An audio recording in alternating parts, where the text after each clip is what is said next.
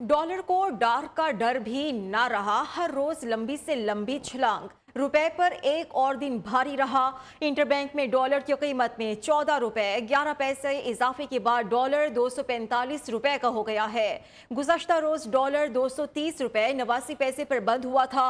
उधर stock market में तेजी का रुझान है। KSE 100 इंडेक्स में 1000 से ज्यादा पॉइंट्स का इजाफा हुआ है। मार्केट ने 40,000 की नफसियाती हद भी उबूर कर ली है।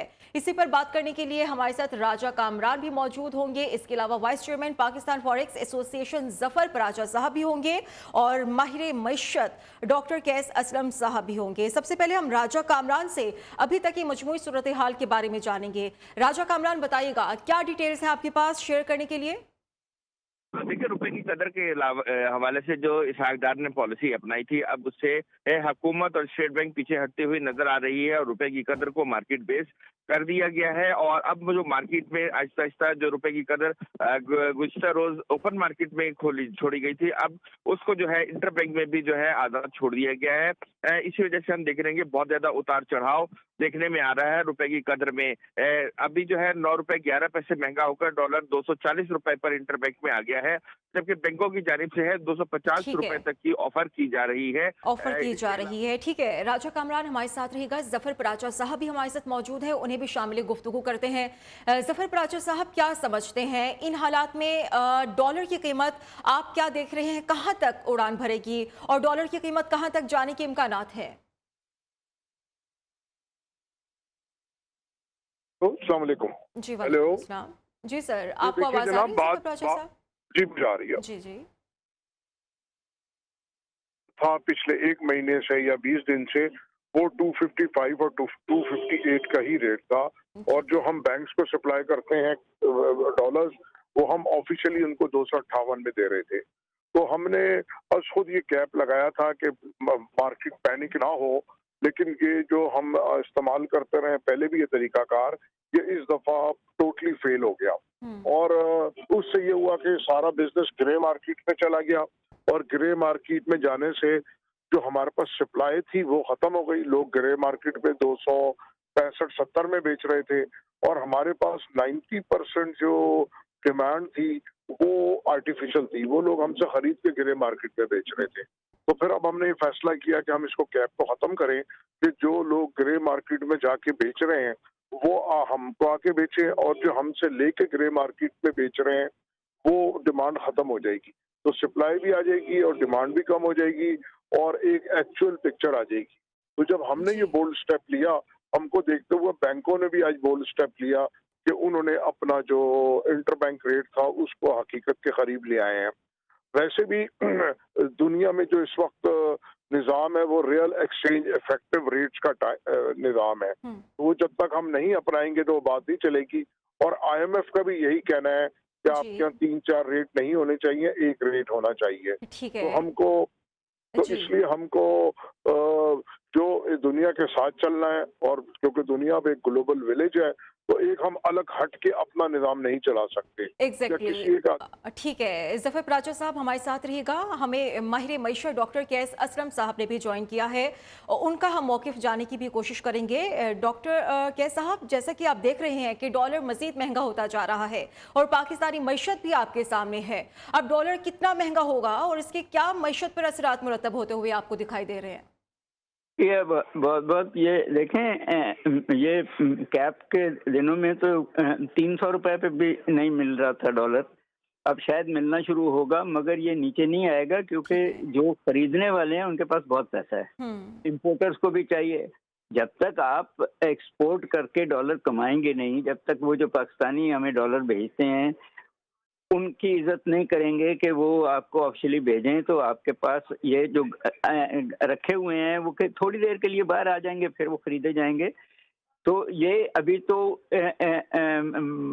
ओपन मार्केट में ये महंगा ही होगा, ठीक है। क्योंकि पैसे बन रहे हैं। और उसका जो इम्पैक्ट है कि इंपोर्ट महंगी होगी, पेट्रोल महंगा होगा, बिजली महंगी होगी, मिनी बजट आएगा, तो लोगों को और ज़्यादा तकलीफ होगी। आपके इंटरेस्ट रेट 17% पे गए हुए हैं, बैंक रेट। हम्म। आपके जो इन्फ्लेशन है वो 31.5% पे है। तो ये और आगे मुसीबतें आनी हैं ठीक है। जब तक आप अल्टरनेट एनर्जी सोर्सेज नहीं इस्तेमाल करते, जब तक आप जो है खुर्दनी तेल खुद नहीं बनाते, जब तक आप एक्सपोर्ट्स नहीं बढ़ाना शुरू करते, लग्जरी गाड़ियां नहीं बंद करेंगे, तो ये डॉलर ऊपर जाएगा। क्योंकि इसमें अमीरों के पैसे बनते हैं, वो बैंक हों या एक्सचेंज वाले हों।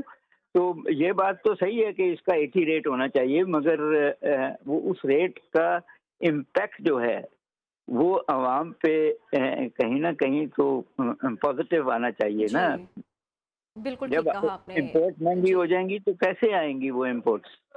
ठीक है, बहुत शुक्रिया आपका। Doctor KS. असलम साहब भी हमारे साथ मौजूद थे, इसके अलावा जफर पराचा साहब भी हमारे साथ मौजूद थे और राजा कामरान भी हमें डिटेल्स शेयर कर रहे थे।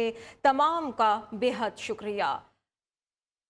पाकिस्तान को $200 मिलियन की इमदाद पर चेक एंड बैलेंस रखेंगे। इस मामले को संजीदगी से देखते हैं, अमेरिका ने साफ बता दिया।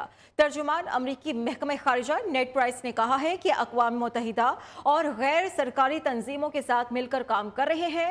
मॉनिटरिंग के लिए अमेरिकी डिजास्टर सेंटर ने पाकिस्तान के कई इलाकों का दौरा भी किया है।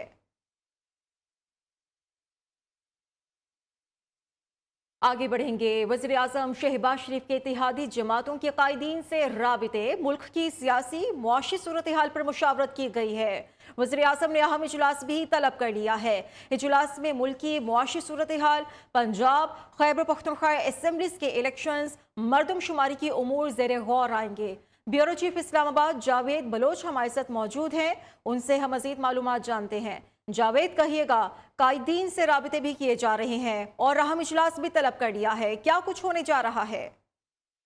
बिल्कुल महा, जो सूरत हाल है मुल्क की सियासी सूरत हाल और जो आगे निगरान गवर्नमेंट बनने जा रही है, पंजाब और केपी में जो निगरान सेटअप बन रहे हैं, और इसके बाद जो है जो वफाक की सूरत हाल है, जो इत्तेहादी जमातों और तहरीक इंसाफ की सूरत हाल है, उस पर वज़ीर आज़म ने राब्ते शुरू किए हैं। जो इत्तेहादी जमातों के सरबराहान हैं उनसे मुशावरत की जा रही है कि एक मुतफ़िक़ा लाएअमल के साथ कैसे आगे बढ़ा जाए।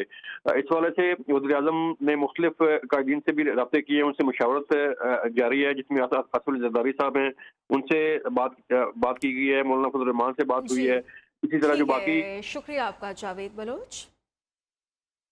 साबिक एसएसपी मलीर राव अनवार ने इंकशाफ किया है कि नसीमुल्लाह नामी शख्स को नकीबुल्लाह करार देकर झूठा मुकदमा दर्ज किया गया है। नकीबुल्लाह को सिर्फ एक गोली लगी और केस 25 सहलकारों के खिलाफ दर्ज किया गया।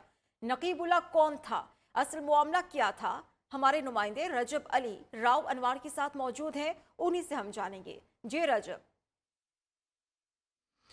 जी, नकीबुल्लाह कत्ल केस अपने इख्तिताम को पहुंचा और मुबैना तौर पर जो मावरा अदालत कत्ल का मामला था, अदालत ने उसे साबिक एसएसपी मलीर राव अनवार को बरी कर दिया। इस वक्त हम साबिक एसएसपी मलीर राव अनवार हमारे साथ मौजूद है, हम इस हवाले से उनसे तफसीलात मालूम करेंगे। देखें, वो बिल्कुल सही था और सही इनकाउंटर था। हमने उस वक्त भी स्टैंड लिया और बताया कि ये बिल्कुल गलत चीज़ है, क्योंकि उसका नाम ही नकीबुल्लाह नहीं था, नसीमुल्लाह है। आज तक कोई नकीबुल्लाह वल मोहम्मद खान का शनाख्ती कार्ड नहीं लाया और ना ही ला सकता है। मैंने कहा है, चैलेंज किया, अभी भी कर रहा हूँ। ये सारा झूठा केस था। शहर में ये देखा गया है कि जो स्ट्रीट क्रिमिनल पकड़े भी जाते हैं वो 8-8, 10-10 मरतबा पकड़े गए, उसके बाद भी पकड़े जाए, उसके बाद भी जो वारदातें करते हैं। तो इसमें क्या इन्वेस्टिगेशन की कोई कमजोरी है या प्रोसिक्यूशन का कोई मसला है?